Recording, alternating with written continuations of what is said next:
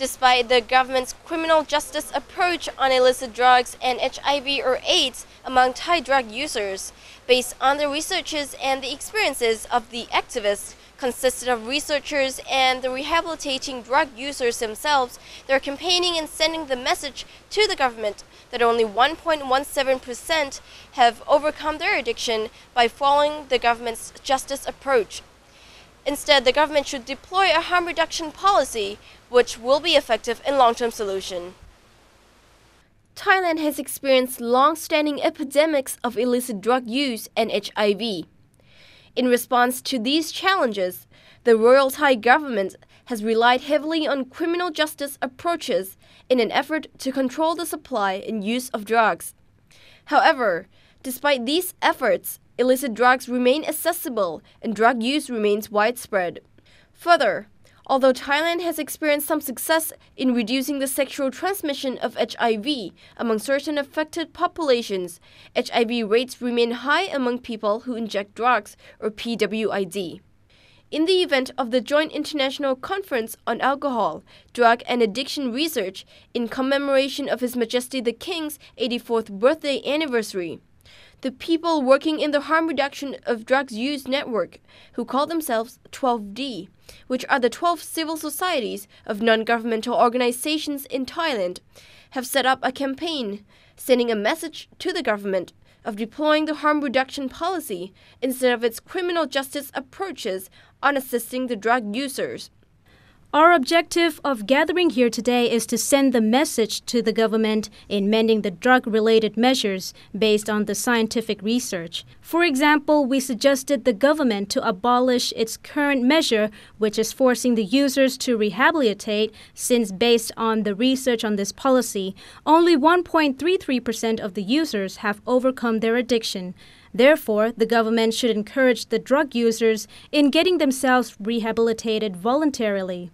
The second factor that we are concerned in is that in the present days, the sharing of used syringes is a primary cause of HIV infection among people who injected drugs. Immediate action should be taken to ensure widespread access to sterile syringes throughout Thailand. Syringe exchange is effective in reducing the spread of HIV infection. From these facts, we would like to see the government deploy the harm reduction policy officially and effective immediately. The harm reduction policy will definitely be effective in a long-term solution. Harm reduction is a public health philosophy and intervention that seeks to reduce the harms associated with drug use and ineffective drug policies. A basic tenet of harm reduction is that there has never been and will never be a drug-free society. The Drug Policy Alliance advocates reducing the harms of drug use through a lens of public health, using accurate, fact-based drug education, drug-related illness and injury prevention, and effective drug treatment for problematic use. Every solution with the potential to promote public health and to mitigate harm should be considered. The researchers continue to seek innovative health approaches to drug use, drug treatments, and drug policy that are based on science and research.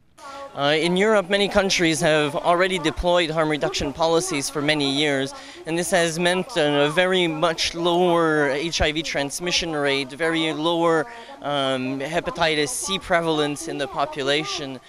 Even in some countries where there are harm reduction policies, people continue to inject drugs but aren't vulnerable to HIV and other health and social risks that come with injecting drug use.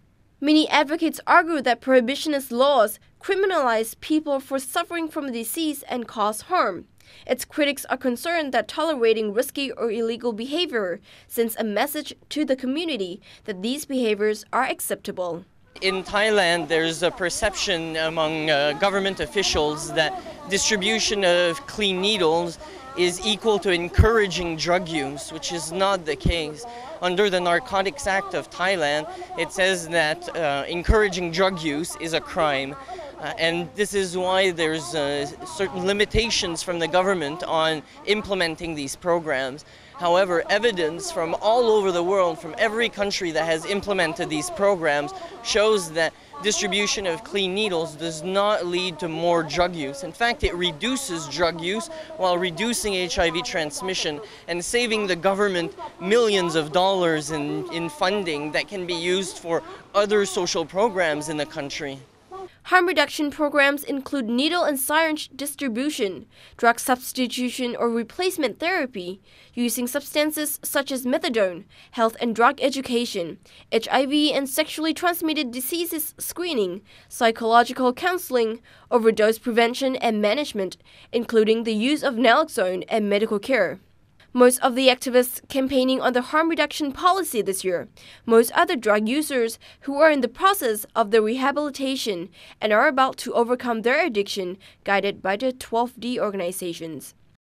In the harm reduction program, the activity we are participate in focus on building up our self-esteem and seeing the value in ourselves.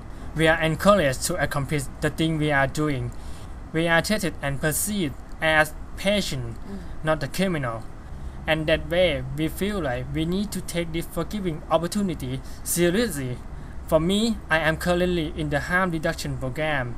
I have been treated very well, and the cure makes me feel very special. I finally see the value in myself, and I am very passionate in leaving behind the drugs. In conclusion, according to the scientific reviews and research, the drug addiction gets into the user's minds mentally. Time and the chances they are given with will eventually convince them to stop using drugs and become more of an enthusiastic person of the society, with the activities provided and the responses they earn from the public as being a patient, not the criminal. นิชการ เตียนโพธิ์ทอง reporting for ASEAN TV